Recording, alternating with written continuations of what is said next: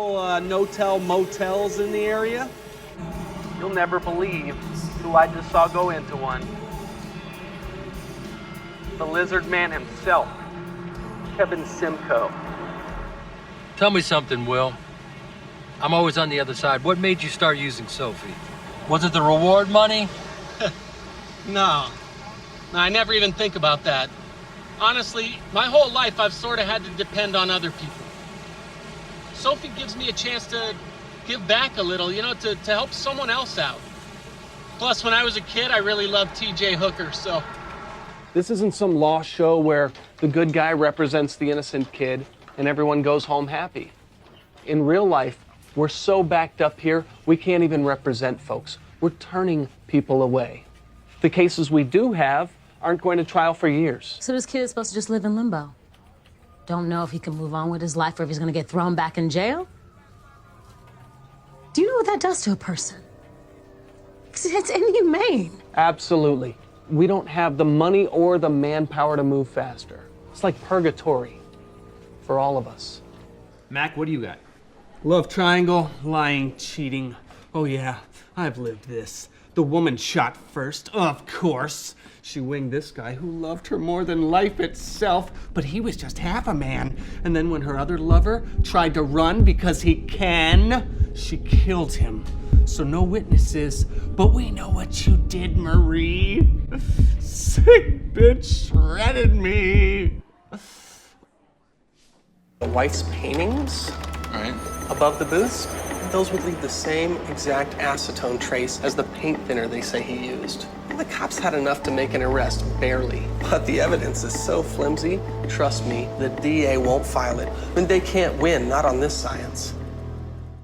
Oral sex is a matter of taste. And one thing that really works in my favor is that I smoke so much weed that my taste buds are pretty jaded. This gives me a great deal of stamina in the tongue department. And stamina is key in cunnilingus. No, Chris. Just go. What do you mean? Get the fuck out of my house now! Alright? I don't care about your shit with Bulky. I don't care about Rachel and your newfound abilities. I threw a big fucking piece of my life away. And you come here and tell me that someone's following you? I will not let you fuck this up for me. I won't have anything to do with your problems. I will not be a part of it. Leave! Now! Okay, 2 words come to mind when I think of this man. Oh wait, have we started? Yeah, should we continue? No, the first word is probably impatient because I just interrupted you. Well, I think that's your word. My first word is magic. Something about magic. You and magic. Do you have a second word? Oh, no. You do your thing. Start from your beginning. I don't want to take 2, you know. Fuck Screw take 2. I like it. It goes like this. 2 words come to mind. Now I'm laughing. What an intro. I'm just going to accomplished. What? Mission accomplished. Magic and breathtaking. Toby Forrest. Toby Forrest. Look at this man. I feel like I'm almost a magician now. Right? Watch my breathtaking magic show. Have you ever done magic? No. Well, actually, I know a few little magic tricks. Yeah. You know, I know a couple of things. I had some friends that were friends, and before I became a quadriplegic, I had pretty good sleight of hand. So there's a little bit of magic in my past. Right. Would you say, you were going to say? Yeah. Oh, and I was going to say, as a child, I firmly believed in magic and read all the, J.R.R. Tolkien and was real and all that stuff. Right. Yeah. No, Lord of the Rings, The Hobbit. Yes. Was that the Silmarillion? So What about in your life? If you had to think of one magic moment, what you define as magic, Yes. what would that be? I don't know that this is magic in the traditional sense, but I believe in nature, right? I believe in nature, and that a lot of magic just goes straight back to like nature. That was nature. But for me, this is a very important memory because I'm in a wheelchair, and I've been in a wheelchair as of yesterday for 22 years. Woo! I was hurt on Memorial Day in 1998, and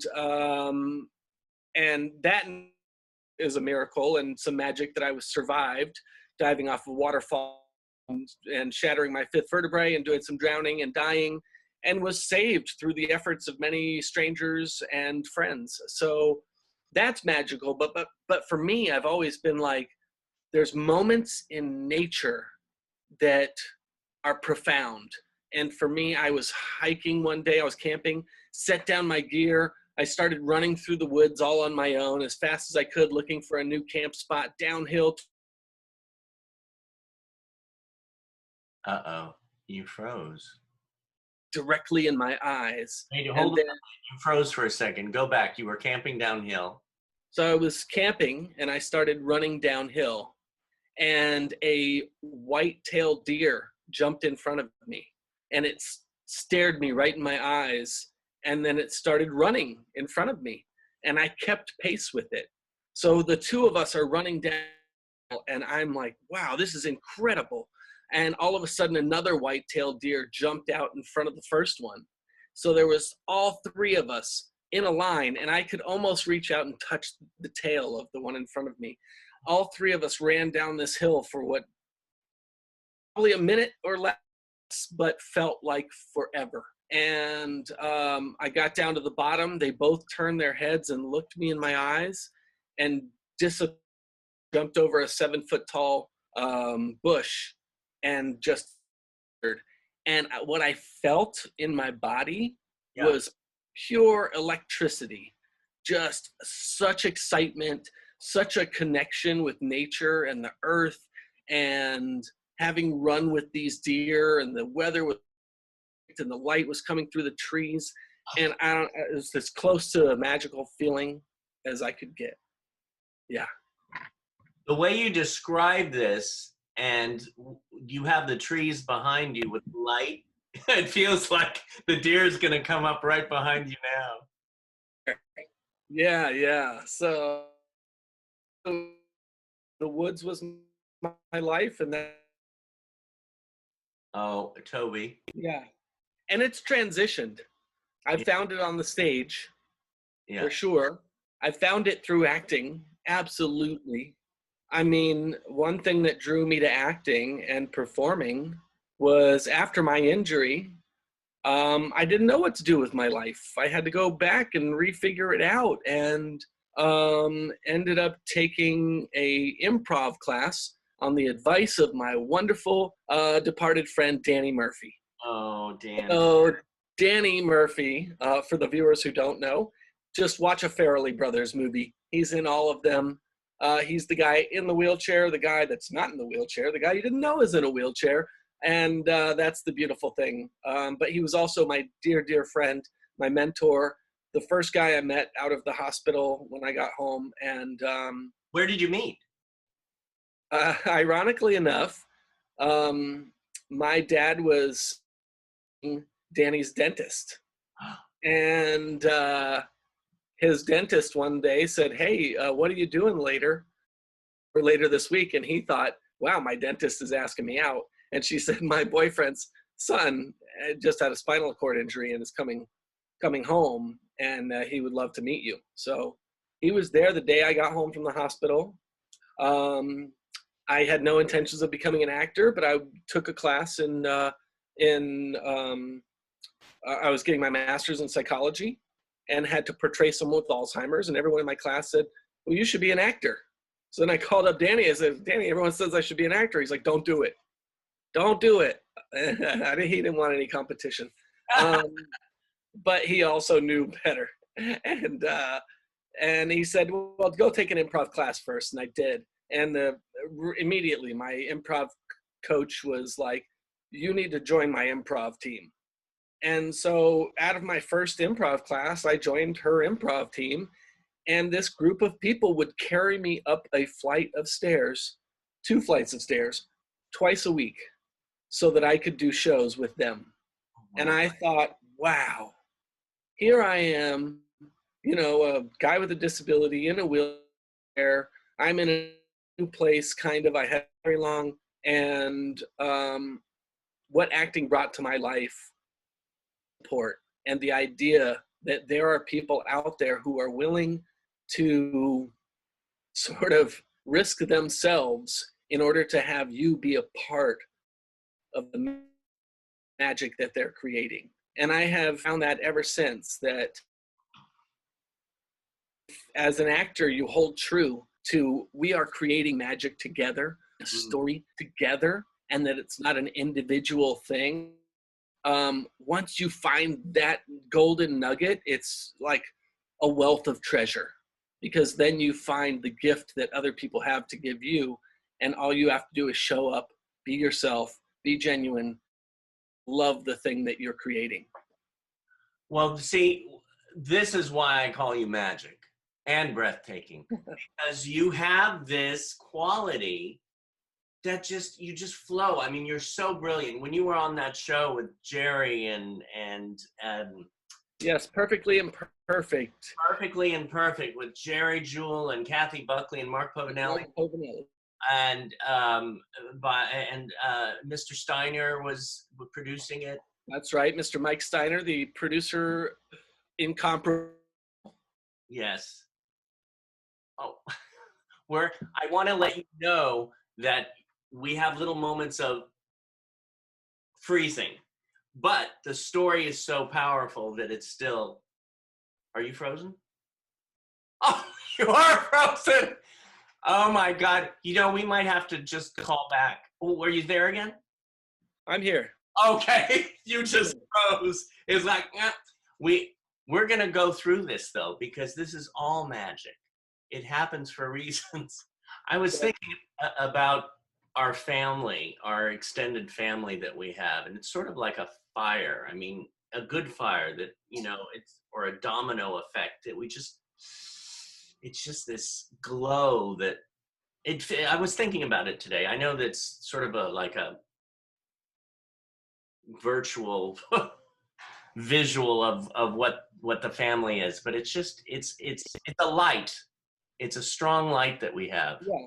Well, and for the people who don't know, or are we recording? Yeah. Oh, for the people who don't know, you created an amazing, amazing project called My Next Breath, bringing together all types of actors of all types into a room together for an incredible experience where not only were we able to sort of dive into ourselves, we were able to dive into each other's lives and each other's experiences. And that really was what helped form this family outside of family, this Southern California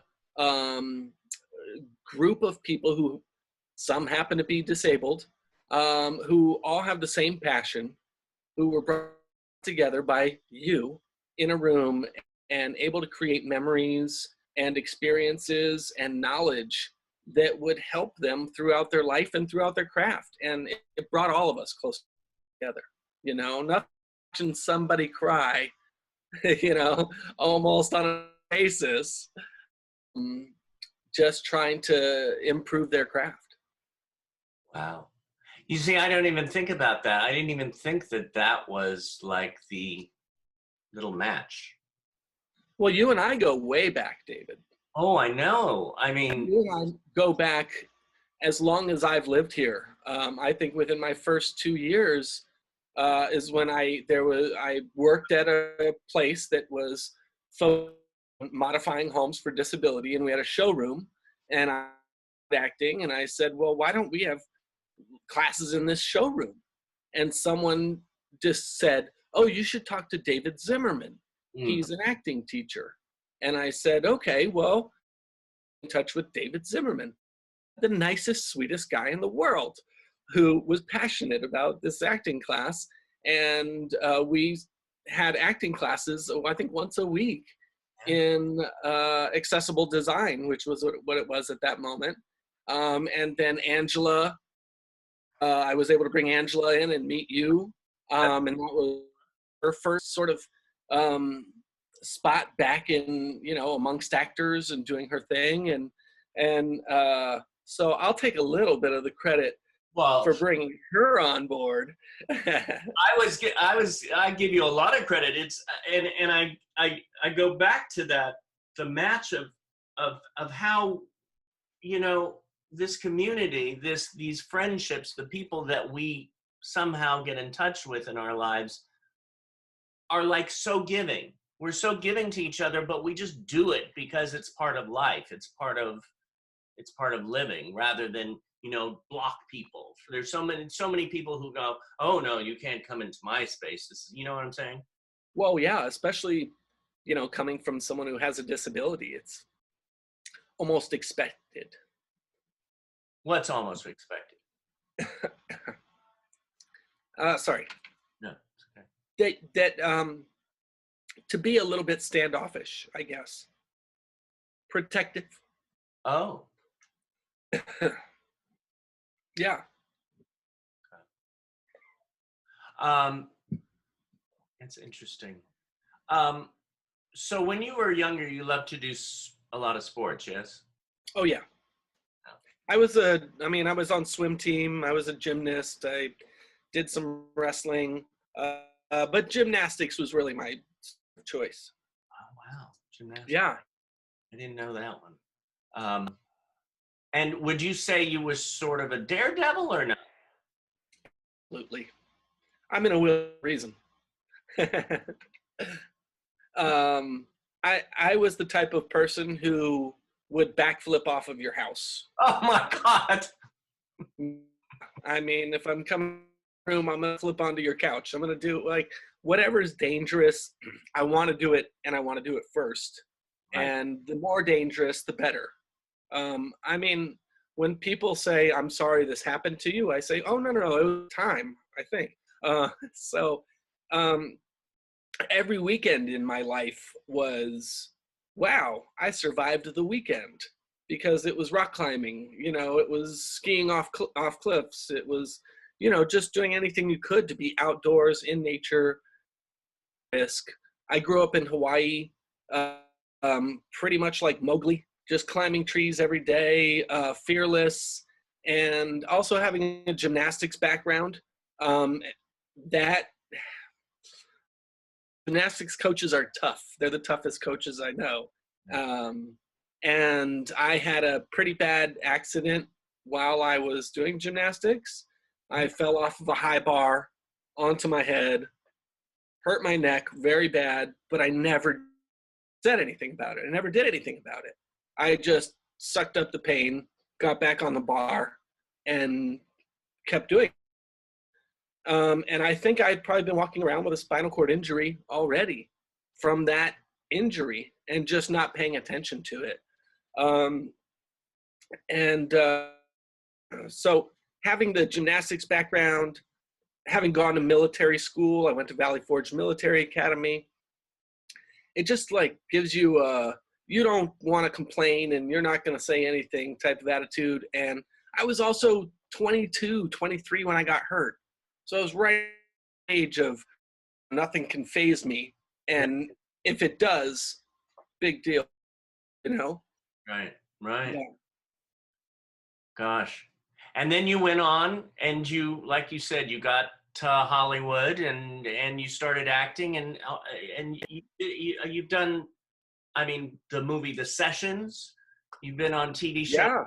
Yeah, like Weeds, How to Get Away with Murder.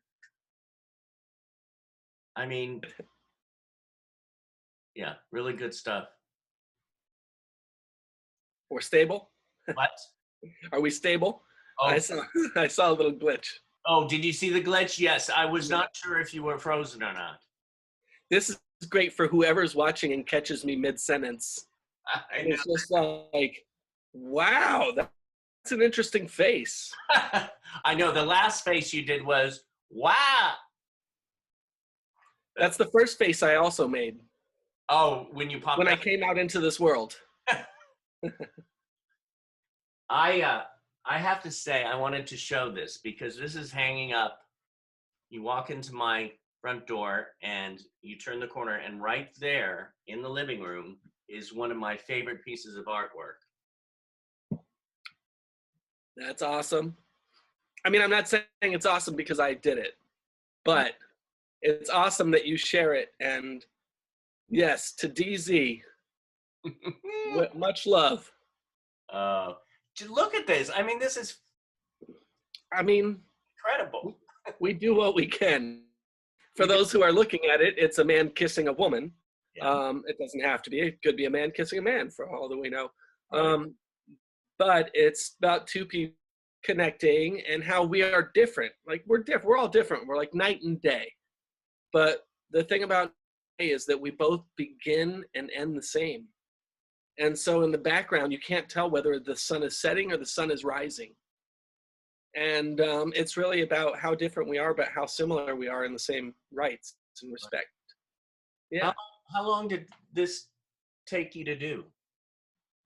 Oh, I don't know, because it was 20 years ago that I painted that. And I started painting after I was hurt, and I only did it for a short amount of time. And I stopped painting and sort of found my way back to music and found my way to acting and replaced that whatever I can do on stage. Right. So you do music, you do acting, you do singing, you do writing. What is your What is your preferable choice of art? I think ultimately it comes down to the acting. I've always said that acting feeds my heart and my mind, and music feeds my soul. So when it comes to music, I don't necessarily sit down and plot it out and think about it as much. I am more like, let me learn the words and learn where it's supposed to be, or let me just come up with the words and it is, or whatever, and find where it fits. With acting, I love the process of mentally breaking down why the character is doing what they are, and then emotionally figuring out sort of why they are saying what they're saying to cover up what they're truly feeling. And that just appeals to me so much, because you don't need a canvas, you don't need an instrument, you don't need anything other than your complete self to be able to do acting. The other part is that all the other things are kind of included in there. You can do music with, you can write projects and do that. And I've been very fortunate to, as an actor, be able to put some of my music into some of my acting projects. Yeah.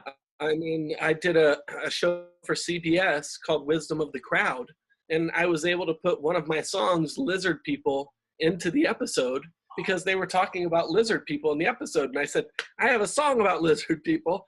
Let's see if it works. And they said, absolutely. So I was able to do that. And then Christopher Titus, who is an amazing, comedian and actor and writer and director and all the above, was able to put me in Special Unit and was able to put one of my songs in the closing credits of that film. And so it's amazing to be able to go, oh, I can marry the things that I love together. And even this year, before the COVID crisis, I was able to sneak in, almost literally, to the Oscars and be a part of the Oscar choir, singing, and probably be one of the first people in a wheelchair on that stage in I don't know how long. But to be able to go, okay, I'm not here for the acting, but I am here for the singing, and I'm here to learn as much as I can. And the internet went wild when everybody was like, did you see Toby? Did you see Toby on the Oscar? Just like, and we all went to the Facebook and Instagram, and there you were, and that clip of you, it was like, oh. Well, it was a bit surreal, and I'm not someone who really gets a lot of stage fright, and I didn't that day either. Fortunately, I'm in a choir, so I don't have to do much. But my biggest thing was, can they see the wheelchair? Can they see the wheelchair? I'm raising my wheelchair up. so that whoever's watching, whatever little kid out there is watching the Oscars and happens to be in a wheelchair or happens to be different or happens to think of themselves differently and can say, oh my gosh, there's someone just like me doing what I want to do. And that means that there's no barriers, that, you know, or at least the illusion that there's no barriers. So there are barriers. They're there. We're trying to break them down, from, you know, Jerry Jewell and Danny Murphy on down. People trying to just get in the room so that they can have a voice and represent a community authentically, which is all we really want. I just listened to you and I am taking you in, and I am so blessed with my life to have friends like you and Jerry and Angela, and the list goes on, but I'm just taking it in and going, you know, I mean, I might not be where I want as a quote actor, but I don't care, because I'm in the perfect place with, you know, you have such an eloquence about you, and with your words, and then your acting, and then your music and your singing, and that coming down to it, what you said, just, it's why my heart is still beating. Yeah. And there is something about that, David, that's very important, right? We place expectations upon ourselves. We have high expectations for ourselves, I believe. You know, I mean, my 8-year-old self is very disappointed that I'm not the president of Mars. You know, but and the fortunate thing for me, when I moved out here to do acting, I had no delusions of grandeur. I did not think that the year later I was going to be at, you know, the Oscars, winning an Oscar. I didn't think, oh, I'm going to be starring in a TV show in a year. Any of that, not at all. I thought, let me piece this out. If I want to do this for the rest of my life, let me have a life plan instead of just a 5-year plan, instead of just a year plan. And let's make it reasonable and realistic. And the other thing is, I love metaphors. I don't know about yourself, but I use them all the time. And I grew up in Hawaii, so I grew up surfing. It was my first sport. And when I started acting, I realized everyone's talking about the big break, the big break. And I realized there's no big break. There are waves of opportunity, and you catch those waves of opportunity. If someone else gets it before you, you give them the wave. But if you're on it, you ride it as best you can, enjoy it as much as possible, stay on there as long as you can. And when that wave ends, you paddle back out, you wait again, you catch another wave, you ride it in, and the process continues until you get better and the waves get bigger and the competition gets harder. So that's it. It's constantly paddling back out, waiting, being prepared for the next wave. I love it. Thank you. Oh my God. I mean, I had some other questions, but this is, I mean, it's just so beautiful what you're saying. One more question we'll do. What brings you joy, and what are you most proud of? Family brings me joy. My family brings me absolute joy. I've had heaven on earth days, right? We've all had them. Yeah. Where you're like, this is a perfect day. And I had mine not that long ago on my 40th birthday. And I got to be in a pool, hanging out in a pool with 30 of my closest family members. I'm talking my cousins, my brother, my sisters, my nieces, my nephews, and just being in a pool, and we're all swimming around playing and, you know, eating food in the pool, who cares, and just enjoying a perfect day with the people that I absolutely love. I can't think of a more joyful place than that. Yeah. And then what was the other question? Oh, and what are you most proud of?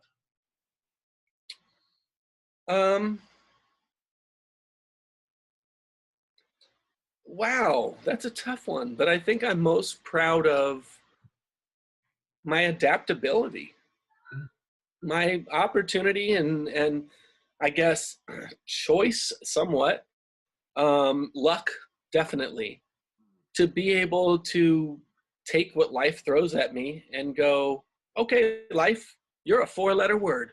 Like, get what? I'm also a 4-letter word, Toby, and I'm not gonna like let you beat me down, like no matter what.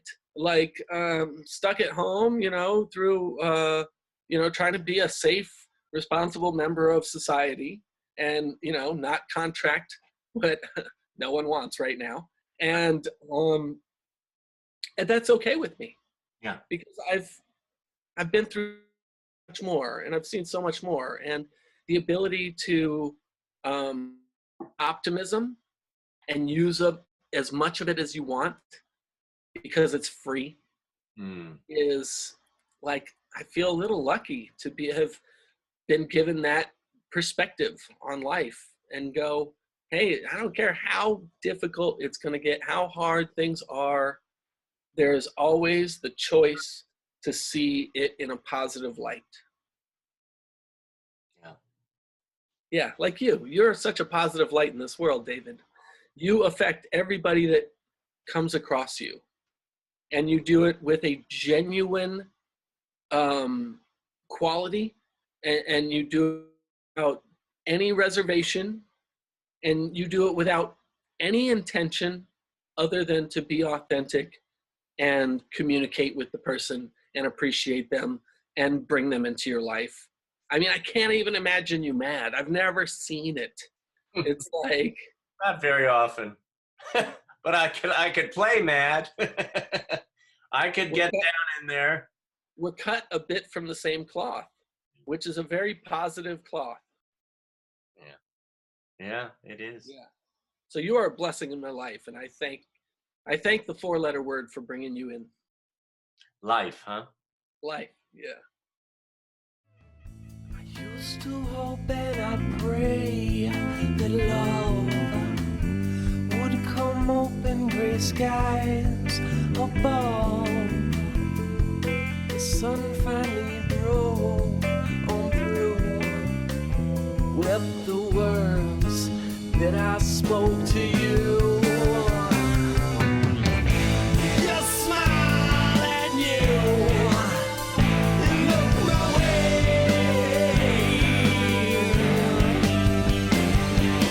Fall in love in sweet 68. Every night, every day, I'll play the blues for you, and I know you feel the same the way I do. Every time that you smile, I can see right through you. It is over when it's all said and done,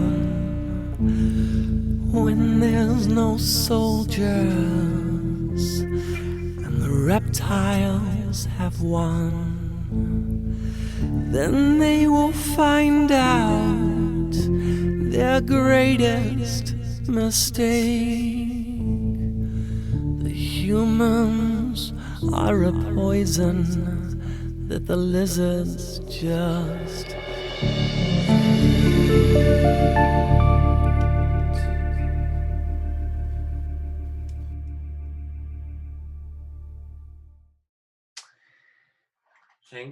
Thank you. Hey, before we end this whole meeting, we have a little surprise. We have 2 of your biggest fans here that wanted to say hello to you because you have performed for the band Citizen, you have acted, and these loving friends and extended family want to say hello. Uh-oh, I see the name. So you gave it away. I know. Look, it is. Laura, I love you both. Love you too. Virtual hugs. Look at that. Yay. Yay. For those people who don't know, I don't know what show, when you guys came to the first show, Cities End show, but 2010? it was never a show without you guys. It was always better with the two of you there, supporting us, giving us feedback, giving us love, and not just me, but every single person that was ever in City Zen. You guys gave them love and gave them appreciation, and continue to today. It's remarkable. So, Mwah. Laura and Barbara. Yes. for David Zimmerman. Well, yes. Any thoughts or questions for Toby before we head on out? I have 2 questions for Toby. Ah. First question is, who or what inspires you?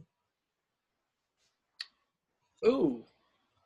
Well, you guys inspire me for sure. Whenever you're there, like at a show, guess what?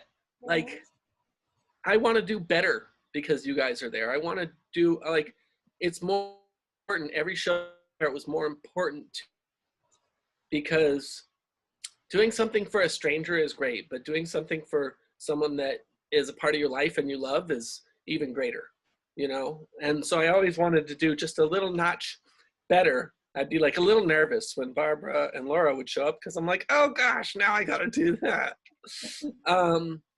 But I will be honest with you, what has inspired me throughout the years has been kids, little kids who, yeah, okay, little kids with disabilities. I'm not gonna lie, because when I was in the hospital, the spinal cord injury unit was right next to the pediatrics unit.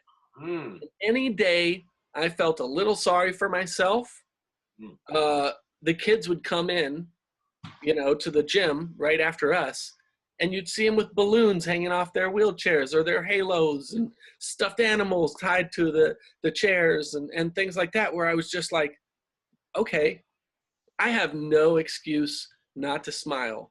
And the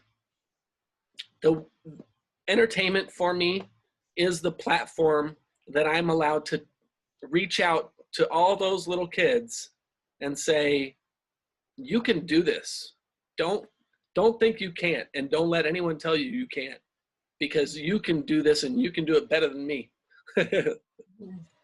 So that inspires me, honestly. Good. And the second question I have, and this is a real thinker, if you could, no COVID related anything, COVID's gone, okay? You could sit down for an afternoon with anyone, and you can pick 2 or 3 even, dead or alive. Who would you want to spend an afternoon with? Jesus, Barbara? Jesus? Aren't you glad I haven't interviewed you until now? Dead man's party. What a question. But probably Jesus, Barbara. Seriously. No, I'm serious. Like, I really would like to get into, I mean, it's so tough because, you know, Jesus is so far removed and it can be an idea. Yeah. But gosh, to get a little bit of the truth out of the situation would be amazing. That would be so cool. And to be inspired by somebody by that. Let me ask you different ways. There's someone from your past, maybe, that you would like to sit down with again. There's a lot of people. I'll have the chance. We're going to have a big dinner party when I get up there. Oh, yeah. No, we're not going down. We're not going down. We're going up. The elevator only goes up. I thought about Danny recently, just because he is someone who was so close to me and is fresher. I've lost many, many people in my life, family members and friends and lots of loved ones. But to me, it would be great to talk to Danny and just say, you know, hey, look where I'm at, thanks to you. Yeah, look where I'm at, thanks to you, Danny. I had a feeling you were going to say But yeah, it would be great just to sit down and chat with that guy. And I miss phone calls, and I miss his dirty talk, because he was always a dirty talk. He was a 4-letter kind of guy, and but I love him to death, and he helped put me on this path, and I wouldn't change it. Cool. I would change it. Wait a minute. I would change it. I would take a lot more money, and I'd walk again. I'm not going to lie. I will. Right there with you, Joe. Cure me, go for it. I'm all for it. But if this is where I sit for the rest of life, I'm fine with that too. Thank you. Yeah. Thank you guys. I love you both. Love you too. Thank you, Lauren, Barbara. You're welcome. All right. I'll see you later. Okay. All right. Love you guys. Mwah. That was nice. Well, nice surprise, David. Thank you for preparing me. Well, you know, I like throwing in surprises. No. Is this a picture you're trying to show me? Miss Manifestation herself. I thought I'd bring her on. Oh my gosh, the most beautiful girl in the world. Not. Look at you, gorgeous. Hi, Toby. Hello, best friend. How are you doing? I'm good. I love you, Ange. It's so great to see you. I love you, babe. What are you doing? I'm talking with David. We've just been talking about you the entire time. Yes, I know. My ears were burning. Oh, they were burning so bad. Well, you know, we both had this incredibly beautiful landlord in our lives. And we just wanted to remark on how extraordinary she is. I know. We lived in the same place, not at the same Right. You lived there and then I moved in. Well, no, something like that. Oh my gosh. How are you guys doing? Fantastic now. I mean, now? Why now? Oh, because the quarantine's over with. People are able to go out. No. I finally get to see some friends. Oh. Yeah. So what are we talking about right now? You know what? Well, we did talk a little bit about you. I'm not going to lie. We did. I took some credit for bringing you into David's life. I gave him the main credit for that. Yeah. Yeah. I remember you coming into the class and it's like, who is that energy? This Oh gosh. This angel coming into the class and boom. No. Yeah, but we've been talking about, you know, sort of the journey and the beginning of the journey, and how do you stick with it and stay through it. And, you know, Angela, you've had an incredible one, you know, starting life, ending life, starting life again, ending it a couple more times, starting it. When people go like, I forgot about those. you've got nothing on the Terminator. Like the Terminator's got nothing on you. I'll be back. I'll be back. We'll be back. But for me, it was such a remarkable experience. One, to meet you in the very beginning, and to go like, oh my God, this person is incredible. And then like, oh my God, you're not doing the thing that you were put here to do right now. So yes. When I first met you, when I met you at the Reeve Foundation. Yeah. I always shared that story. I go, if it wasn't for Toby, that I wouldn't have gotten into the business. And if it wasn't for him introducing me to David and then opening my house to the media access office and then getting introduced into this world, it would never have happened. We're at the Reeve Foundation. You're like, so what do you do? And I'm like, I used to model and act. And then I was like, used to? What yeah. the? Why would you stop people doing in that? wheelchairs can be actors. Yeah, look at that face. And you got the body to go with it too. So. Oh, geez, Lord. Yeah. But yeah, then for me it was like, I wasn't even doing the classes yet. I don't think. I think you were part of classes. Yes, you said, oh, you can be an actor. You can be a model. And you're like, you should come to my acting class. And it was at your work. And I went there with my ex. And I think we just started. And David was teaching. First or second week. Yeah. And I remember I rolled in. I was like, oh, okay. I felt so proud that I brought you in. I was like bringing you to David, like, look what I have found. I found something worthy, very valuable. Take it from me. My precious. Well, and that has blossomed into my family, my extended family. That's right. Yes. And I don't know, Angela, we have differences, right? Because I don't believe in, like, I don't really believe in divine intervention or predestination or life happens for a reason. What? This whole I don't know. time, Toby, that I've known you, I thought we were like the same, two peas in I a know. pod. We are yin and yang. Yes. Yes, I do not believe that because I feel like if life doesn't happen for a reason, then you can make at least a purpose out of it, right? So for my injury, I feel like I could have said, wow, this was supposed to happen to me so that I could have a platform so that I could inspire kids to, do whatever they want with their lives. Like maybe that's it. I can look at it that way. Or I go, no, I happened to have an accident. And then out of manifestation, which you're amazing at, was able to find purpose in my life to then be able to be a voice for maybe the people who don't have one. Are you reading my journal? You just said it just the way I wrote it in my journal.